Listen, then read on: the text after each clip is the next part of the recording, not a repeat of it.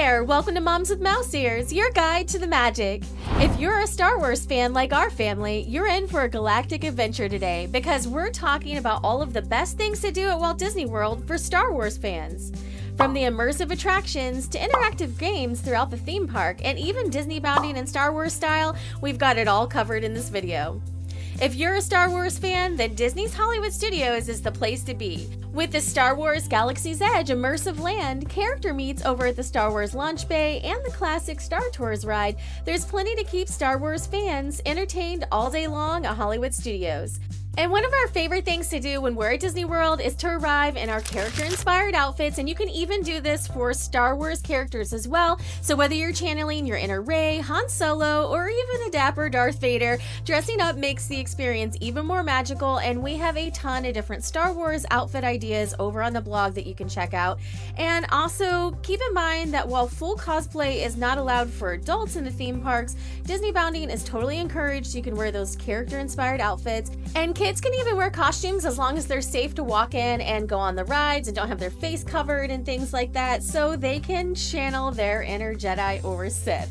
Next up, let's talk attractions. You're going to want to plan plenty of time to spend in Star Wars Galaxy's Edge, and of course some of the top picks to do over there are Rise of the Resistance. This ride is top notch. You are completely immersed in the Star Wars story, and you're on a full mission where you get captured by the First Order, so I won't spoil it if you haven't ridden it yet, but it's a really immersive ride. You just jump right into the action.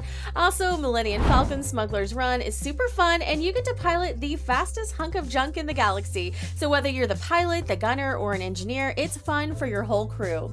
And if you're looking for an interactive adventure while you're in Galaxy's Edge, the Bounty Hunter game on the Disney Play app is a blast. Our family loves spending literally a few hours doing this every time we're at Hollywood Studios. You're going to want to use your Magic Band and your phone to track down the bounties hidden all over Batuu, and it's like a real-life Star Wars scavenger hunt. It's really, really fun. So once you find the bounty, you're just going to scan it, and watch out, the guild will be watching, and this is a great way to keep kids and adults entertained in between rides. If you're going to want to take home a piece of the galaxy, there's tons of places where you can find customized Star Wars gear here too. Stop by Doc Ondar's to find all of the latest Star Wars gear, and you can also make reservations for either making a lightsaber at Savi's workshop or building a droid at the Droid Depot. We've done both of these experiences, and they are super fun and make great souvenirs to take home with you. One of the best things about Galaxy's Edge, though, is that the characters roam freely around Batuu. You might bump into Rey, Chewbacca, or even the Mandalorian, and they are always kind of moving and out and about, so keep your eyes peeled. These are not static character meet and greets where you stand in line. They just walk around the land and are kind of roaming, so you're just going to have to keep an eye out. There are also tons of hidden details and Easter eggs hidden all over Batuu, so you're going to want to look closely as you're walking around and keep an eye out for all of these things, and even places like a creature in the water fountain you might see pop up as a hidden surprise. So keep your eyes and ears peeled because there are all kinds of really neat nods to the Star Wars story throughout the land. And of course, we have to talk about the food, and there are some Star Wars must-tries when you're at Disney's Hollywood Studios that you're going to want to get back in the Galaxy's Edge area. So there's, of course, the blue and green milk. This is an iconic drink, and you can get it at the milk stand. The blue milk is a little bit fruity, and the green milk has a little bit of a citrusy kick. Our personal favorite is the blue milk, and this is a really fun drink to try for kids.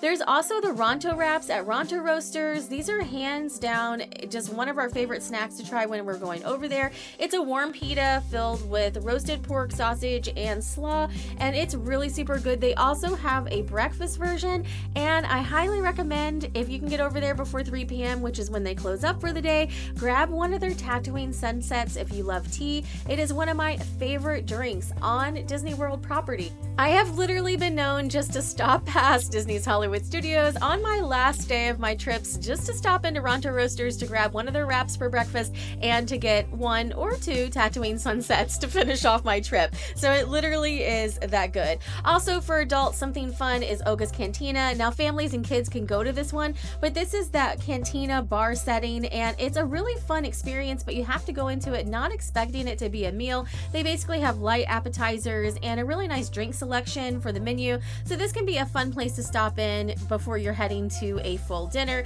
but just keep in mind that the seating is kind of limited limited here, so if you have a large family or a lot of kids, you may not want to spend the time at this one. And also, while you're at Hollywood Studios, don't forget to stop by the Star Wars Launch Bay, which is located over in the Animation Courtyard, which is kind of on the other side of the theme park. And you're going to want to stop by and ride Star Tours, which is located next to Backlot Express. This is just one of those classic rides that everyone needs to do when they're at Disney's Hollywood Studios.